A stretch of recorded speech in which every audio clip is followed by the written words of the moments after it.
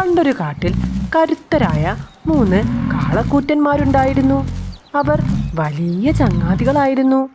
സിംഹത്തിന് അവരെ കൊന്നു തിന്നണമെന്ന മോഹമുണ്ടായിരുന്നു. ചെന്നപ്പോഴൊക്കെ കാളകളുടെ കൂട്ടായ്മയിൽ തോറ്റു പിന്മാറേണ്ടതായിട്ടാണ് വന്നത്.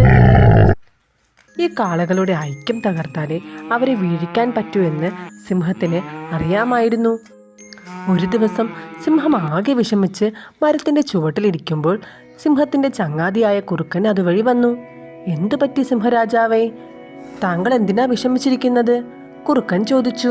നീ പുൽമേട്ടിലെ കാളകളെ തമ്മിൽ ഒന്ന് തെറ്റിക്കണം. കാര്യം നടന്നാൽ നിനക്ക് ഞാൻ തക്ക പ്രതിഫലം തരുന്നതാണ്, സിംഹം കുറുക്കനോടായി പറഞ്ഞു. അക്കാര്യം കുറുക്കനേറ്റു. അവൻ പിറ്റേന്ന് തന്നെ കാളകളോട് അന്യോന്യം ദൂഷിച്ചു പറഞ്ഞു. അതിന് ഫലമുണ്ടായി. കാളകൾ തമ്മിൽ പിണങ്ങി. അവ ഒറ്റയ്ക്ക് മേയാൻ തുടങ്ങി.